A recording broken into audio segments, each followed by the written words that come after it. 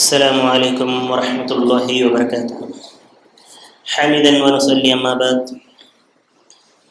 அளவற்ற அருளாளனும் நிகரற்ற அன்புடையுமாகிய அல்லாஹ்வின் திருப்பெயரால் துவங்குகின்றேன். எனதருமை இஸ்லாமிய சொந்தங்களே, நாங்கள் நேற்றைய தினம் ஹைபருடைய இறுதிக்கட்ட நடவடிக்கை என்பது எப்படி இருந்துச்சு அப்படின்னு சொல்லிட்டு பார்த்துக்கிட்டு இருந்தோம். அதில்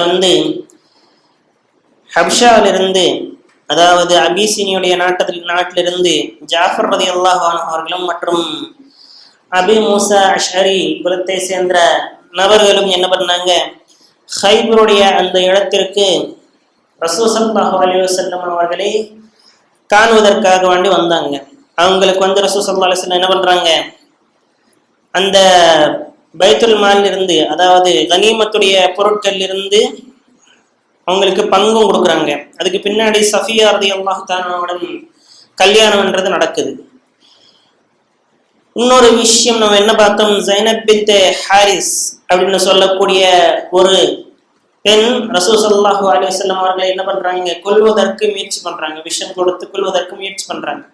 அதுக்கு பின்னாடி ரசூல் ஸல்லல்லாஹு அலைஹி வஸல்லம் என்ன பண்றாங்க, மதீனாவுக்கு திரும்ப வந்துடுறாங்க. திரும்ப வந்த பின்னாடி ஜீகாயிதா முடியுது, அதாவது தீகாயிதாவுடைய அந்த மாசம் முடிஞ்ச பின்னாடி தில்ஹிஜ்ஜா வருது. ரசூல் ஸல்லல்லாஹு அலைஹி வஸல்லம் இந்த மாசத்துல ஒரு அறிக்கையை விடுறாங்க. என்னண்டி, யாரெல்லாம் போன வருடம்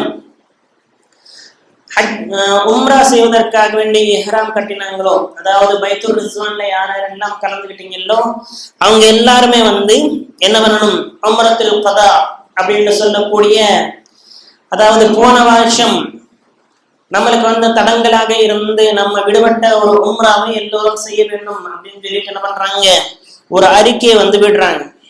இது ஜில்ஹிஜ்ஜாவுடைய மாசத்துல நடக்குது. இன்னும் ஒரு அறிக்கை என்பது முக்கியமாக என்ன நடக்குது, பைத்துல் ரிஸ்வான்ல எத்தனை பேர் கலந்துக்கிட்டாங்க, ஏறக்குறைய 1500 நபர்கள். இவர்கள் எல்லாருமே கண்டிப்பான முறையில வரணும் அப்படின்னு சொல்லிட்டு ஒரு அறிக்கையும் செய்யப்படுது. அப்துல் ரஹ்மான் பின் அவுஃப் ரலியல்லாஹு அன்ஹு அவர்கள் என்ன பண்றாங்க, மதீனாவில ரசூல் ஸல்லல்லாஹு அலைஹி வஸல்லம் அவர்கள் அவர்களுடைய பிரதிநிதியாக விட்டுட்டு மக்காவுக்கு கிளம்புறாங்க. இதுக்கு பின்னாடி இந்த காஃபிர்கள் எப்படியாவது திரும்ப நம்மளை தடுப்பதற்காக முயற்சி எடுப்பாங்க அப்படின்னு சொல்லிட்டு யுத்தக்கூடிய சாமான்கள் எல்லாத்தையும் எடுத்துட்டு வர்றாங்க. ரசூல் ஸல்லல்லாஹு அலைஹி வஸல்லம் ஒரு முன்னெச்சரிக்கையாக என்ன பண்றாங்க, அவர்களுக்குள்ள அந்த கேடயங்கள், வாள்கள் மற்றும் குதிரைகள் என்னென்னலாம் சண்டை போடுவதற்கு தேவைப்படுமோ அவைகள் எல்லாத்தையும் என்ன பண்றாங்க, மதீனாவுக்கு, அதாவது மக்காவுக்கு எடுத்துட்டு வர்றாங்க. அங்கிருந்து கொஞ்ச தூரம் போன பின்னாடி தில் ஹலீஃபா அப்படின்னு சொல்லக்கூடிய இடத்தில் தன்னுடைய எல்லா சாமான்களையும் விட்டுறாங்க. கத்திகளை தவிர, அந்த உரையில் இருக்கக்கூடிய அந்த கத்திகளை தவிர வேற எல்லா சாமான்களையும், அதாவது அவர்களுக்கு தேவைப்படும் அந்த அம்புகள், ஈட்டுகள் மற்றும் அந்த ஷீல்டு எல்லாமே என்ன பண்றாங்க, ஒரு இடத்துல விட்டுறாங்க. அங்க ஒரு சஹாபியும் என்ன பண்றாங்க, 200 நபர்களை கொண்ட ஒரு கூட்டத்தையும் அங்க விட்டுட்டு என்ன பண்றாங்க, மக்காவுக்கு போறாங்க. அதுக்கு பின்னாடி ரசூல் ஸல்லல்லாஹு அலைஹி வஸல்லம் அவர்கள் எந்த ஒட்டகத்தின் மீது சவாரி செய்தார்கள் அப்படின்னு சொன்னா, அந்த ஒட்டகத்தின் பெயர் கஸ்வா. நம்ம ஒரு சூறால இதை அடிக்கடி படிச்சுக்கிட்டே இருக்கும். கஸ்வரா அப்படின்னு சொல்லக்கூடிய பெயருக்கு அர்த்தம் என்ன அப்படின்னு சொன்னா சிங்கம். அந்த ஒட்டகத்துடைய பெயர் என்ன, கஸ்வா அப்படின்னு சொன்னா அது சிங்கத்துடைய அர்த்தம் வரும். இங்க நம்ம ஒரு விஷயம் பார்த்தோம் அப்படின்னு சொன்னா, எதற்காக வேண்டி இந்த பெயரை நம்மளுக்கு சொல்ல வேண்டும் அப்படின்னு சொன்னா, ஒரு உணர்ச்சிக்காக வேண்டி ரசூல் ஸல்லல்லாஹு அலைஹி வஸல்லம் ஒரு ஒட்டகத்துக்கு இப்படி ஒரு பெயர் வச்சிருந்தாங்க அப்படின்னு சொல்லிட்டு ஒரு இதுக்காக வேண்டி அவருக்கு இந்த பெயர் என்பது சொல்லப்படுது. ரசூல் ஸல்லல்லாஹு அலைஹி வஸல்லம் திரும்ப என்ன பண்றாங்க, உம்ரா செய்வதற்காக வேண்டி மக்காவுக்குள்ள போறாங்க. மக்காவுக்குள்ள போன பின்னாடி ஒரு சஹாபி அப்துல்லா பின் ரவாஹா ரலியல்லாஹு அன்ஹு அவர்கள் என்ன பண்றாங்க, தவாஃப் செய்யப்போ ஒரு கவிதைகளை பாடிக்கிட்டே போறாங்க. என்னண்டு, ஏன் முஷ்ரிக்கீன்களே, நீங்கள் முஹம்மது ஸல்லல்லாஹு அலைஹி வஸல்லம் அவர்களுக்கு வழிவிடுங்கள். ஏன் முஷ்ரிக்கீன்களே, நீங்கள் இந்த நபிக்கு வழிவிடுங்கள். இவர்களுடைய தீன் என்பது உங்கள் மீது எல்லார் மீதும் என்னவாகும், வந்து அடைந்தே தீரும், இந்த மக்கா என்பது வெற்றி கொண்டே தீரும் அப்படின்னு சொல்லிட்டு என்ன பண்றாங்க, அந்த கவிதைகளை பாடிக்கிட்டே வந்து ரசூலுல்லாஹி ஸல்லல்லாஹு அலைஹி வஸல்லம் முன்னாடி நின்று தவாஃப் செஞ்சுக்கிட்டே இருக்காங்க. அவங்களுடைய தோற்றம் எப்படி இருந்துச்சு அப்படின்னு சொன்னா, கழுத்துல வந்து வாழை மாட்டிக்கிட்டு இருந்தாங்க. அப்துல்லா பின் ரவாஹா எப்படி இருந்தாங்க, எல்லாருக்கும் பயமுறுத்தும் விதமாக குதிரையின் மேல் ஏறி என்ன பண்றாங்க, எல்லாரும் வந்து கால்நடையில நடந்துகிட்டு இருக்காங்க, இவங்க மட்டும் என்ன பண்றாங்க, குதிரை மேல ஏறி இருக்காங்க. ஏறி அவங்க என்ன பண்றாங்க, கழுத்துல கத்தியும் தொங்க போட்டிருக்காங்க. பாதுகாவலனாக முன்னாடி நடந்துகிட்டு இருக்காங்க, எல்லாருக்கும் பாதுகாவலனாக தவாஃப் செஞ்சுக்கிட்டே இருக்காங்க. இந்த கவிதைகளையும் பாடிக்கிட்டு இருக்காங்க. எல்லாரும் லப்பைக் அல்லாஹும்ம லப்பைக் அப்படின்னு சொல்லிட்டு என்னது அந்த தல்பியாவை பாடினாலும் சரி, இவங்க என்ன பண்றாங்க, இந்த கவிதைகளை பாடுறாங்க. உமர் ரலியல்லாஹு தஆலா வர்றாங்க அப்துல்லா பின் ரவாஹா கிட்ட ரலியல்லாஹு அன்ஹு. இந்த நேரத்துல இந்த மாதிரி ஒரு போருக்குரிய கவிதைகளை நீங்க பாடுறீங்களே அப்படின்னு சொன்னதும் ரசூல் ஸல்லல்லாஹு அலைஹி வஸல்லம் உமர் ரலியல்லாஹு தஆலா தடுக்குறாங்க. என்னன்னு, நீங்க வந்து அவங்கள பாட விடுங்க, இந்த கவிதையுடைய ஒவ்வொரு வார்த்தைகளும் அவர்களுக்கு அம்புகள் போர் குத்துகிறது. இவங்க விட்டு தூரமா நின்று பாக்குறாங்க. முன்னாடி வந்து உடன்படிக்கையில நடந்த மாதிரி அந்த மக்காவில் உள்ள எல்லா காஃபிர்களையும் காலி பண்ணிட்டு என்ன பண்றாங்க, ஒரு மாலைக்கு மேல ஏறி இவங்க எல்லாம் என்ன பண்றாங்க, என்ன பேசிக்கிறாங்க அப்படின்னு சொல்லிட்டு பார்த்துக்கிட்டு இருக்காங்க. அவங்களுக்கு எல்லாருக்கும் இந்த விஷயங்கள் எல்லாம் கேட்கவும் செய்யுது. அதுக்கு பின்னாடி ரசூல் ஸல்லல்லாஹு அலைஹி வஸல்லம் ஒரு கட்டளை இடுறாங்க. என்னண்டு, 3 சுற்றுக்கள் காபாவை சுத்தம் போது தவாஃப் பண்ணும் போது 3 தடவைகளை நீங்க என்ன பண்ணுங்க, ஓடி ஓடி செய்யுங்க.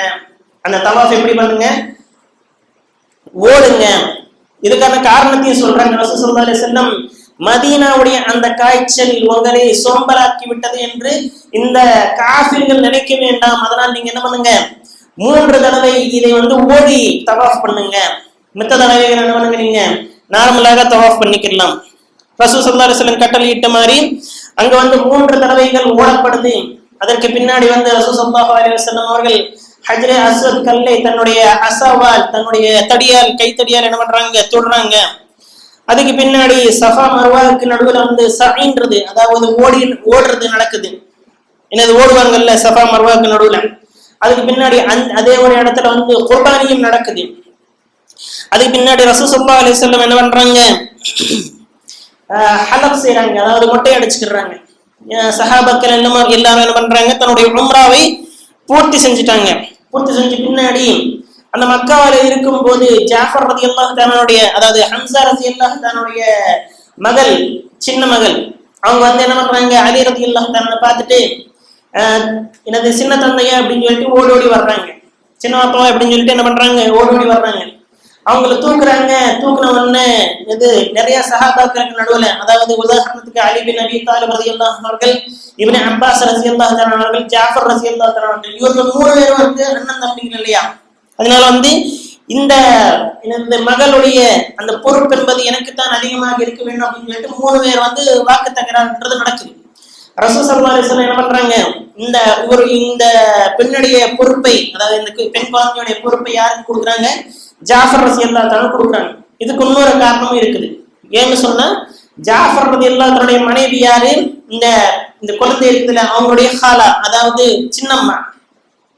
அதனால வந்து ஜாஃபர் ரலியல்லாஹு தஆலாவுடைய கையில வந்து இது கிடைக்குது. அதுக்கு பின்னாடி ரசூல் ஸல்லல்லாஹு அலைஹி வஸல்லம் இந்த இடத்துல மைமூனா பின்த் ஹாரிஸ் அப்படின்னு சொல்லக்கூடிய ஒரு சஹாபியை வந்து திருமணம் செஞ்சுக்கிறாங்க.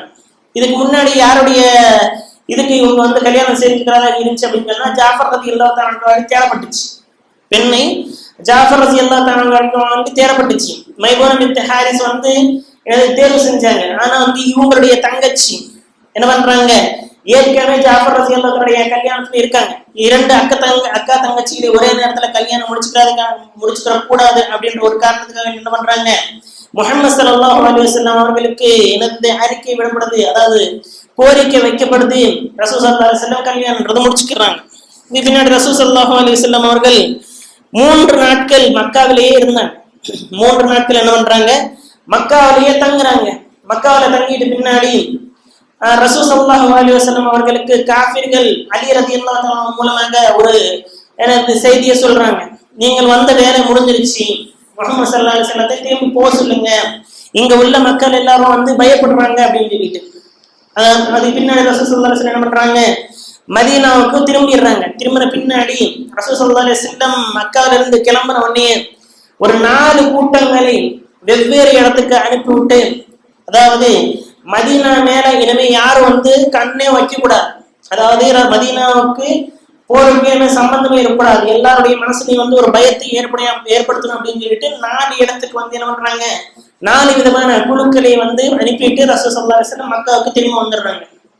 நாளைக்கு வரக்கூடிய இதுல நம்ம இன்ஷா அல்லாஹ் கஸ்வை மூத்தா, அதாவது ரோமர்களுடனும் பாரசீகர்களுடனும் முதலாக அரபுடைய அந்த ஹிஸ்டரியிலேயே சொல்ல போனா அதற்கு முன்னாடி இந்த 2 சூப்பர் பவர் டீம், அதாவது இந்த ரோமர்கள் மற்றும் பாரசீகர்கள் எப்படிப்பட்ட சூப்பர் பவர் அப்படின்னு சொன்னா, இன்னைக்கு அமெரிக்காவை பார்த்து உலக நாடுகள் எல்லாம் எப்படி நடந்ததோ அந்த காலத்துல ரோமர்களும் மற்றும் பாரசீகளை பார்த்து என்ன பண்ணுவாங்க, அரபுகளாக இருந்தாலும் சரி வேற யாராக இருந்தாலும் சரி அந்த அளவுக்கு ஒரு பெரிய சூப்பர் பவராக என்ன பண்ணுவாங்க, நடத்தி காட்டுவாங்க.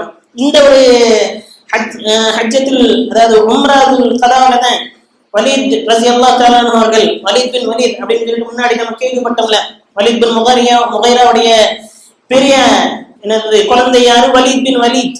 அவங்களுடைய தம்பி தான் ஹாலித் பின் வலீத் ரலியல்லாஹு அன்ஹுமா. இவங்களுக்கு என்ன பண்றாங்க, வலீத் ரலியல்லாஹு தஆலா அவர்கள் ஹாலித் ரலியல்லாஹு தஆலா அவர்கள் தாவத்ன்றது கொடுக்குறாங்க. கொடுத்துட்டு என்ன சொல்றாங்க, ரசூல் ஸல்லல்லாஹு அலைஹி வஸல்லம் உங்களை கேட்டதாக சொன்னாங்க. ஹாலித் போன்ற ஒரு ஜீனியஸ், ஹாலித் போன்ற ஒரு அறிவாளி என்னமா இன்னும் இஸ்லாத்தை கொண்டு வராமல் இருப்பது ஆச்சரியக்குள்ளாக்குது அப்படின்னு சொல்லிட்டு ஒரு விஷயத்தையும் சொல்றாங்க. இதுக்கு பின்னாடிதான் ஹாலித் பின் வலீத் ரலியல்லாஹு தன்னுடைய மனசுல நான் எப்படி எல்லாம் அவங்களை துன்புறுத்தினேன், உஹதுல ரசூலுல்லாஹ்வுடைய மண்டை உடைவதற்கு காரணம் நானா தான் இருந்தேன், அவங்களுடைய பற்கள் ஷஹீதாவதற்கு காரணம் நானாகத்தான் இருந்தேன், ஆனாலும் ரசூல் ஸல்லல்லாஹு அலைஹி வஸல்லம் என்னை பற்றி இப்படி ஒரு கருத்தை வச்சிருக்காங்களே அப்படின்னு சொல்லிட்டு ஒரு ஒரு ஆர்வம் என்பது, ரசூலுல்லாஹ்வுடைய பிரியம் என்பது ஏற்பட்டு இதுக்கு பின்னாடி என்ன பண்றாங்க, ஹாலித் பின் வலீத் ரலியல்லாஹு தஆலா அவர்கள் இஸ்லாத்தை ஏத்துக்கிறாங்க. இது பத்தி நம்ம முன்னாடி உள்ள கிளாஸ்லயே பார்த்துட்டோம். கடைசியில் அல்லாஹ் சுப்ஹானஹு வ தஆலா துஆ என்னவென்றால், அல்லாஹ் சுப்ஹானஹு வ தஆலா நமக்கு எல்லாருக்கும் எதை கேட்டோமோ அதன் பிரகாரம் அமல் செய்யும் செய்வாக்கியத்தை அல்லாஹ் சுப்ஹானஹு வ தஆலா உங்களுக்கும் எனக்கும் தந்துடுவானாக. ஆமீன். வ அல்ஹம்துலில்லாஹி ரப்பில் ஆலமீன்.